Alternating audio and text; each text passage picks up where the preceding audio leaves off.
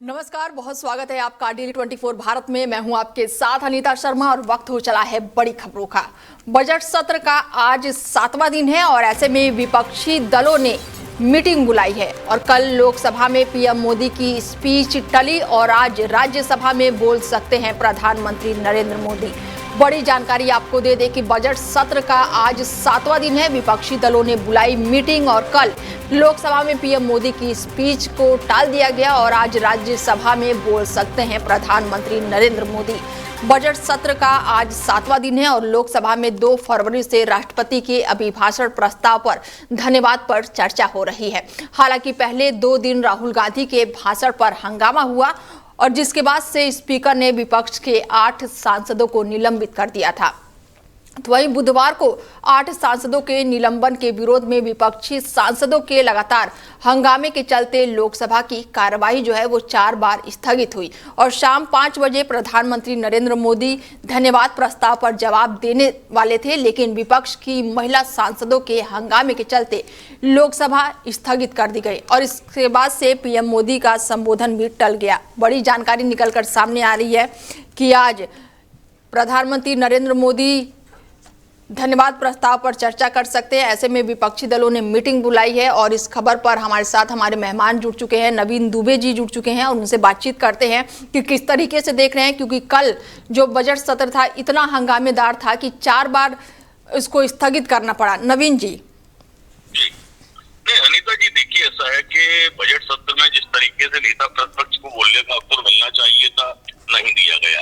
कल ये बड़ी कि प्रधानमंत्री जी सदन में आ गए और आने के बाद उनका तो तय था कि 5 बजे उनको सदन में संबोधित करना है, बोलना है राष्ट्रपति जी के अभिभाषण के ऊपर, लेकिन वो भी नहीं बोल पाए और बिना के तब तो हंगामा भी नहीं हो रहा था और सडनली लोकसभा अध्यक्ष ने स्थगित कर दिया सदन। अब आज 11 बजे तक ये था, तो अब आज प्रधानमंत्री जी जब राज्यसभा में बोलेंगे, बिल्कुल उनको बोलना चाहिए। प्रधानमंत्री है, जनता को उन्हें बताना होगा कि उन्होंने अमेरिका के साथ किस तरीके की डील की है, ये किया है, इस पे क्या सच्चाई है, क्योंकि अमेरिका के फ्रंट से जो चीजें निकल के आ रही हैं, वाशिंगटन से जो अनाउंसमेंट हो रहे हैं, वो तो दिखाई दे रहा है कि वन साइडेड डील है। अमेरिका ने अपने टर्म्स के ऊपर ये सारी डील की, लेकिन भारत की तरफ से अब पीयूष गोयल कह रहे हैं कि भारत के किसानों को नुकसान नहीं होगा। अरे भाई, नुकसान और मुनाफे की बात नहीं, बताइए आपने क्या किया डील उसमें? क्या अमेरिका के कृषि उत्पाद भारत आएंगे या नहीं आएंगे? एक लाइन में सीधा जवाब देना चाहिए, तो गोल बोल जवाब हो रहे हैं। तो ऐसे में नवीन जी, ट्रेड डील को लेकर, चीन को लेकर लगातार विपक्ष घेर रहा है, तो क्या लग रहा है कि आज जो है वो कार्रवाई चलेगी, क्योंकि कल तो बहुत बार इसको स्थगित करना पड़ा? नहीं, देखिए ऐसा है, हंगामेदार रहने वाला है सत्र, क्योंकि आपको याद दिला दूं, यही 2G स्पेक्ट्रम के मामले पर भाजपा जब विपक्ष में हुआ करती थी, तो मैं समझता हूँ 20 दिन संसद चलने नहीं दी थी विपक्ष, बिल्कुल भाजपा। और आज उसके बाद कोल घोटाले की बात कर लें या आपके FDI को लेकर 2012 में बहुत बड़ा विरोध किया था भारतीय जनता पार्टी ने, और आज उसी FDI की गीत गा रही है। तो इनका स्टैंड क्या है? सबसे पहली चीज तो प्रधानमंत्री जी बताएं आगे कि भाई वो FDI के खिलाफ उस समय क्यों थी भारतीय जनता पार्टी, अब क्यों उसके गीत गा रहे हैं आप? अब सारा FDI मतलब बिना FDI के इनके कोई स्टेटमेंट पूरा नहीं होता है। तो वो चीज जो है जनता को, आप लोगों के राजनीतिक दल होगा, चाहे वो कांग्रेस हो, भाजपा हो या कोई भी हो, इनके डबल स्टैंडर्ड की वजह से इन लोगों को केवल और केवल अपनी सत्ता से, अपने वोटों से मतलब है। देश की जनता कहाँ जा रही है, देश की जनता क्या चाहती है, देश में क्या होना चाहिए, उससे कोई सरोकार नहीं है। सब अच्छा, ऐसे में एक और बयान निकलकर सामने आ रहा है। मल्लिकार्जुन खड़गे ने कहा है कि देश में बुलडोजर पॉलिटिक्स हो रही है। क्या ऐसा लग रहा है?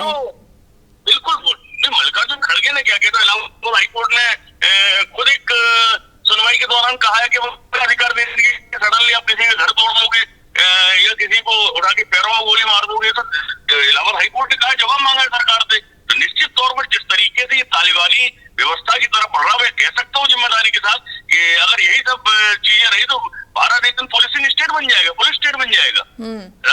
आम आदमी के संवैधानिक अधिकार, लोकतांत्रिक अधिकार खत्म कर दिए जाएंगे फिर तो। बिल्कुल, अब किसी को भी उठाएंगे और आप तय करेंगे कि कौन बदमाश है, उसको गोली मारनी है। ये न्यायपालिका का अधिकार क्षेत्र है, न्यायपालिका तय करेगी। बिल्कुल। और ऐसे में मनरेगा के नाम बदलने को लेकर भी खूब चर्चाएं हुई, मनरेगा एक्ट को लेकर चर्चाएं हो रही है, बहस हो रही है। उसको लेकर अगर मैं बात करूं तो क्या लग रहा है कि मनरेगा पर भी जवाब देंगे प्रधानमंत्री नरेंद्र मोदी? नहीं, निश्चित तौर पर उनका आके बोलना चाहिए। और देखिए ऐसा है, प्रधानमंत्री जी ने बहुत सारी बातें बोली है इस देश के साथ, चाहे वो सदन में बोली है, मन की बात में बोली है, चुनावी भाषणों में बोली है, लेकिन क्या उन चीजों को अगर हम तुलनात्मक अध्ययन करें तो आप ये महसूस करेंगे कि उन्होंने जो बातें बोली है वो सब खरी उतरी है, या उन्होंने जो वादे जनता से किए वो पूरे हुए? मुझे तो नहीं लगता कि उसमें से आधे वादे भी उन्होंने पूरे किए हैं। तो जब आप केवल घोषणाएं करते जाएंगे, बोलते रहेंगे, और जनता को आप जो कमिटमेंट करते थे कि आप देश के सर्वोच्च संवैधानिक पद पर हैं, बड़ा पद होता है राष्ट्रपति के बाद प्रधानमंत्री का, तो आपकी जो बात होती है उसको लोग गंभीरता से लेते हैं। तो हमारे देश के प्रधानमंत्री ने ये बात कही है तो ये 100% होगा, उसमें कोई इफ एंड बट की गुंजाइश होनी नहीं चाहिए, लेकिन वो होता नहीं है। ये बड़ी दुर्भाग्यपूर्ण स्थिति है।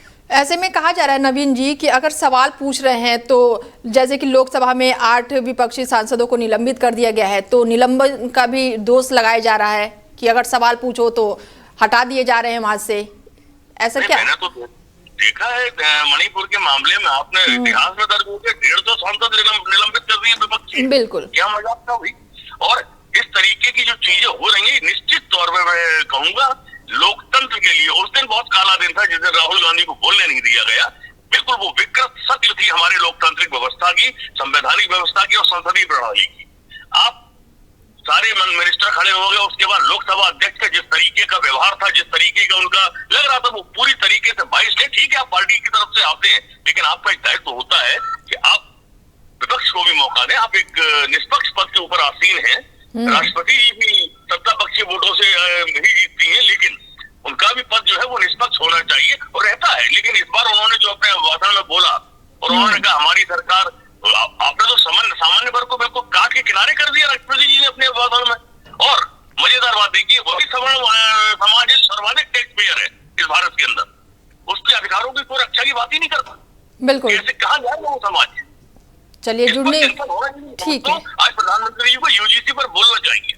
बिल्कुल, यूजीसी तो एक बहुत बड़ा मुद्दा है। अगर मैं उसकी बात करूं, चीन की बात पर विपक्ष लगातार घोरा ट्रेड डील पर लेकर घेर रहा है, मनरेगा को लेकर सवाल बहुत सारे हैं। नवीन जी, जवाब अभी बाकी है।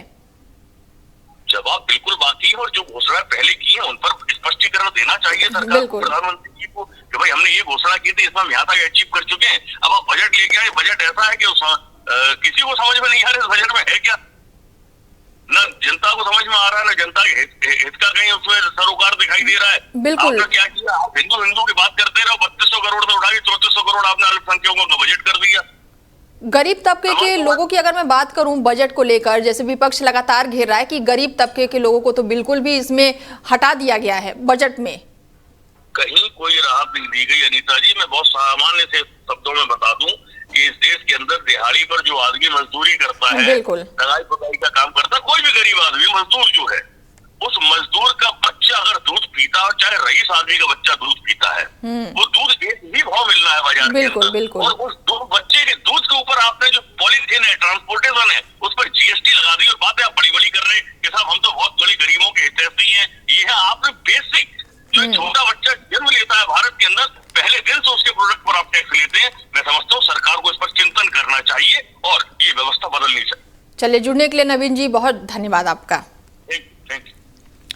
बता दें कि बजट सत्र पे लगातार हंगामा देखने को मिल रहा है। ऐसे में आज शाम 5 बजे जब सदन की कार्रवाई शुरू होगी और वहीं आज शाम को प्रधानमंत्री नरेंद्र मोदी का अभिभाषण है, और ऐसे में विपक्ष की महिलाएं जो हैं वो कल सांसदों ने सत्ताधारी नेताओं की कुर्सी घेर ली थी और इसमें प्रधानमंत्री नरेंद्र मोदी की भी कुर्सी थी। महिला सांसदों के हाथ में बड़े बैनर थे जिस पर लिखा था कि जो सही है वो करो। मीडिया रिपोर्ट के मुताबिक प्रधानमंत्री नरेंद्र मोदी आज राज्यसभा में भाषण दे सकते हैं। लोकसभा में उनका जवाब के बिना ही प्रस्ताव पास हो सकता है। और इसके अलावा विपक्षी दलों ने संसद भवन में राज्यसभा में नेता प्रतिपक्ष मल्लिकार्जुन खड़गे के कमरे में भी बैठक बुलाई है। खबरों में आगे बढ़ते हैं और बड़ी जानकारी निकलकर सामने आ रही है मुंबई से। बता दें कि मुंबई पुणे एक्सप्रेसवे पर खुला जाम। एक्सप्रेसवे पर 31 घंटे बाद ये जाम खुला है और टैंकर पलटने से रास्ता बंद था और ऐसे में गाड़ियों को 25 किलोमीटर लंबी कतारें लगी थी गाड़ियों की और 1.5 लाख से ज्यादा लोग फंसे हुए थे। बड़ी जानकारी आपको बता दें कि मुंबई से जुड़ी हुई ये खबर निकलकर सामने आ रही है, जहां पर मुंबई पुणे एक्सप्रेसवे पर जाम खुल गया है और एक्सप्रेसवे पर 31 घंटे के बाद ये लंबा जाम खुला है और टैंकर पलटने से ये रास्ता बंद हो गया था। बता दें कि यहां पर करीब 1.5 लाख से ज्यादा लोग फंसे हुए थे और ऐसे में मुंबई पुणे एक्सप्रेसवे पर करीब 31 घंटे बाद यानी कि गुरुवार सुबह ट्रैफिक जाम जो है वो खुल गया है और यहाँ पर 3 फरवरी से 1.5 लाख वाहनों में लोग फंसे हुए थे। गाड़ियों की 25 किलोमीटर लंबी कतारें लग गई थी। जाम में फंसे लोगों को खाना, पानी और टॉयलेट सुविधाओं की कमी के कारण काफी दिक्कतों का सामना करना पड़ा और इस जाम में फंसे लोगों में उद्योगपति और पिनकल ग्रुप के चेयरमैन भी सुधीर मेहता शामिल थे, जो कि एक्सप्रेसवे पर लगभग 8 घंटे तक फंसे रहे और बाद में उन्हें हेलीकॉप्टर से पुणे ले जाया गया। मेहता ने बाद में सोशल मीडिया प्लेटफॉर्म एक्स पर हेलीकॉप्टर से ली गई जाम की तस्वीरें शेयर की है। मुंबई पुणे एक्सप्रेसवे पर खंडाला घाट सेक्शन में 3 फरवरी की शाम करीब 5 बजे ओडिसी टनल के पास एक गैस टैंकर जो था वो पलट गया था और टैंकर से पाइपलाइन गैस जो है वो लगातार लीक हो रही थी और इसके बाद से सुरक्षा कारणों से एक्सप्रेसवे के कई हिस्सों को बंद करना पड़ा था। Maharashtra state road development corporation यानी कि MSRDC के अनुसार टैंकर में मौजूदा प्रोपाइलिन गैस के दूसरे टैंकरों में ट्रांसफर किया गया और फिर क्षतिग्रस्त टैंकरों को रास्ते से हटाया गया और तब जाकर धीरे धीरे जाम खुला हुआ है। ये तस्वीरें हम आपको दिखा रहे हैं कि किस तरह से लंबा जाम लगा हुआ था और गाड़ियों की 25 किलोमीटर ये लंबी कतारें हैं और ऐसे में 1.5 लाख से ज्यादा लोग इस जाम में फंसे हुए हैं।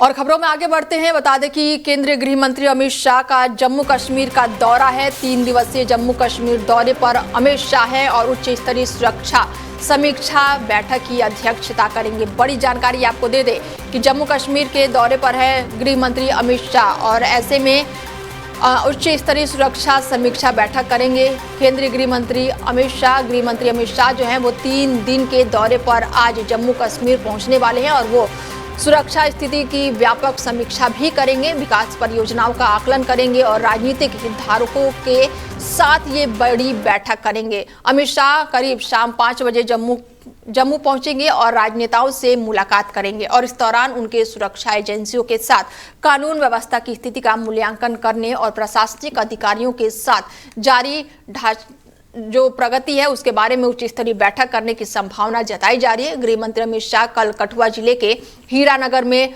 अंतर्राष्ट्रीय सीमा पर जाएंगे और सीमा पर घुसपैठ रोकने के लिए सीमा सुरक्षा बल द्वारा लगाए गए नए उपकरणों का निरीक्षण भी करेंगे और ऐसे में गृह मंत्री जो है दोपहर में जम्मू के लोक भवन में सुरक्षा स्थिति के बारे में उच्च स्तरीय समीक्षा बैठक करेंगे।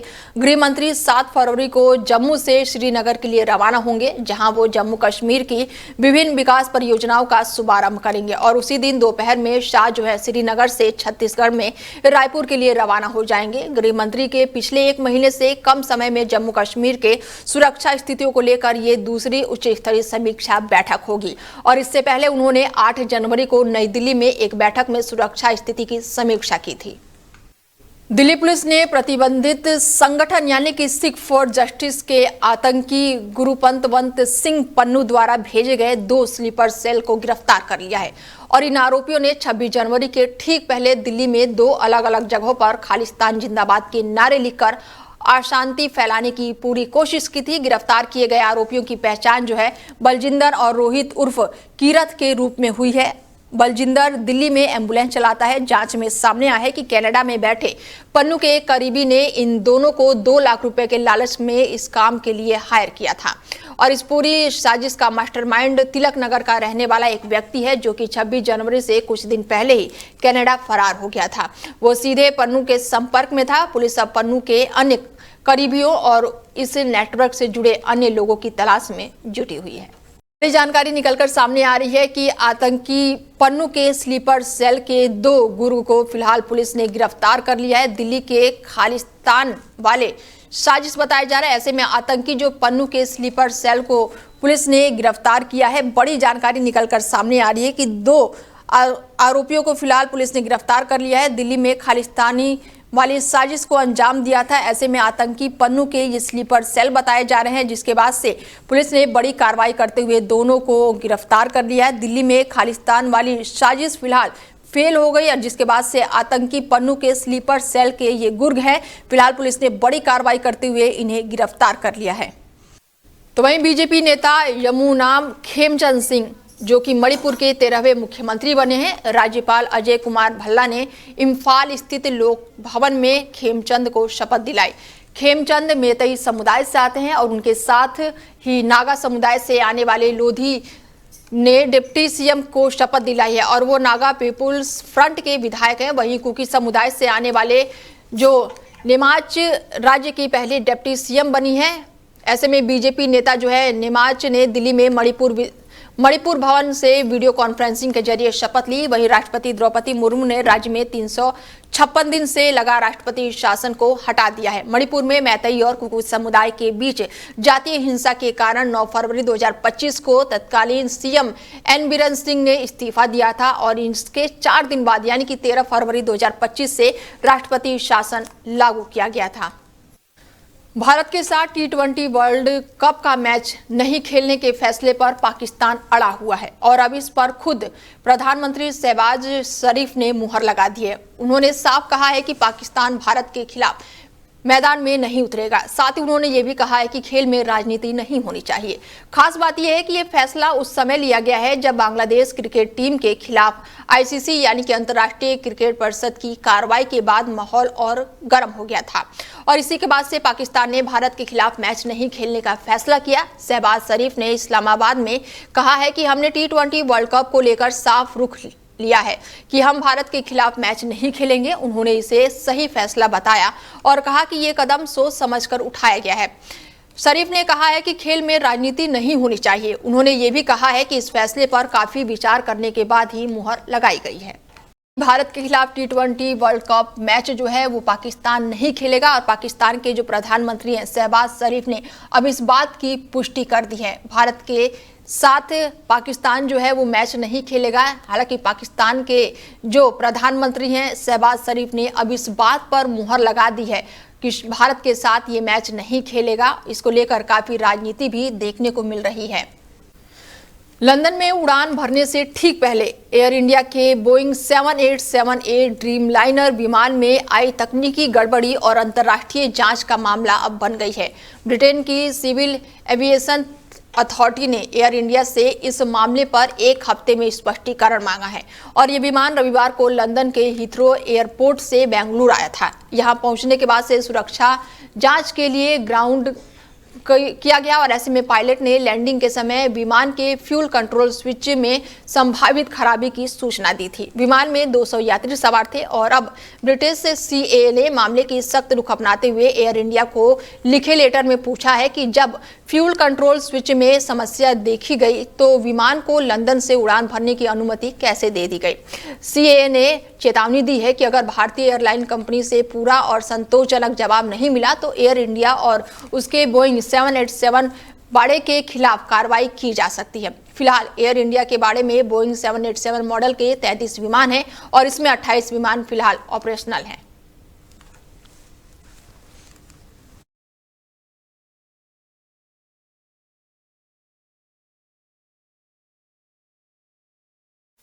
तो वहीं सुप्रीम कोर्ट ने अनिल धीरूभाई अंबानी ग्रुप से जुड़े 40,000 करोड़ के बैंक फ्रॉड केस में जांच एजेंसियों पर नाराजगी जताई है। कोर्ट ने कहा है कि CBI और ED जांच में देरी का कारण नहीं बता सकी और दोनों एजेंसियां पहले ही काफी समय ले चुकी हैं। आगे ऐसी ढिलाई बर्दाश्त नहीं करेंगे। Chief justice Suryakant, justice Joymalya Bagchi और जस्टिस विपुल M पंचौरी की बेंच ने CBI और ED से 4 हफ्ते में ताजा स्टेट रिपोर्ट दाखिल करने को कहा है। ऐसे में कोर्ट ने यह भी रिकॉर्ड किया है कि अनिल अंबानी उसकी पूर्व अनुमति के बिना ही देश नहीं छोड़ेंगे। ऐसे में असल में याचिकाकर्ता और पूर्व IAS अफसर ESI सरमन ने अनिल के देश छोड़ने की आशंका जताई थी। सुनवाई के दौरान अनिल अंबानी ने अपने वकील मुकुल रोहतागी के जरिए कोर्ट को आश्वासन दिया है कि वो कोर्ट की अनुमति के बिना देश को नहीं छोड़ेंगे।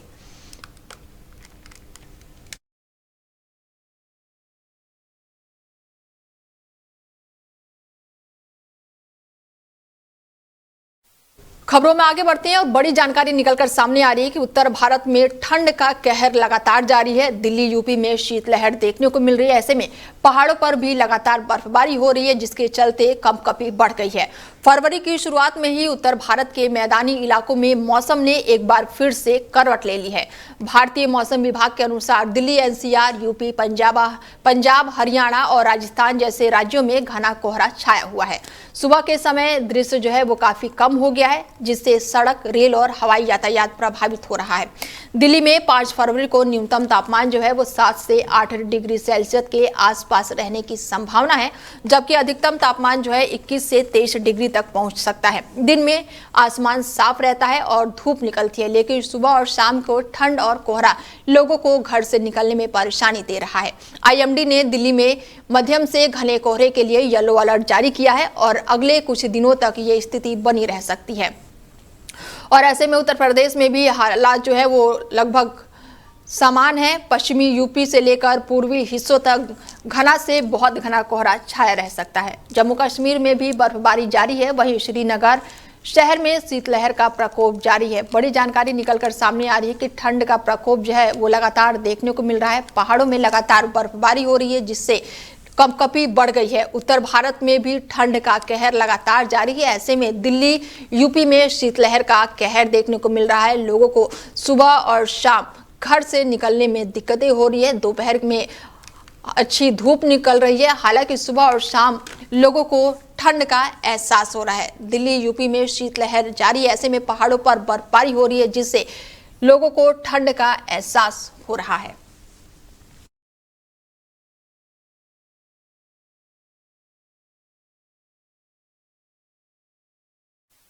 खबरों में आगे बढ़ते हैं और बड़ी जानकारी इजराइल से निकलकर सामने आ रही है, जहां पर इजरायली डिफेंस फोर्सेस और इजरायली सुरक्षा एजेंसी ने एक संयुक्त सैन्य अभियान में हमास कमांडर मोहम्मद अल हबील और इस्लामिक जिहाद के अली रजियान को मार गिराया है। अल हबील पर इजरायली कॉर्पोरल नोलो और साथ ही ये कैद के दौरान बेरहमी से उनकी हत्या करने का आरोप लगाया गया है। वहीं रजियान जो है उत्तरी गाजा ब्रिगेड में इस्लामिक जिहाद का मुख्य कमांडर था। ऐसे में आईडीएफ के अनुसार ये एयर स्ट्राइक जो है सीज फायर के उल्लंघन के जवाब में की गई है। नाव जो है वो 7 अक्टूबर के हमले के दौरान नाहल ओज पोस्ट से अगवा किया गया था और वहीं पर इजरायली सेना में एक ये तैनात किया गया था। कैद के दौरान उनकी हत्या की खबर ने इजराइल में भारी आक्रोश जो है वो पैदा कर दिया था। इजरायली सेना ने सोशल मीडिया के जरिए इसकी पुष्टि की है। ऐसे में इस कार्रवाई पर अब परिवार लगातार न्याय की मांग कर रहा है। इजराइल ने स्पष्ट किया है कि वो अपने नागरिकों और सैनिकों के खिलाफ हिंसा करने वाले को किसी भी कीमत पर नहीं छोड़ेगा।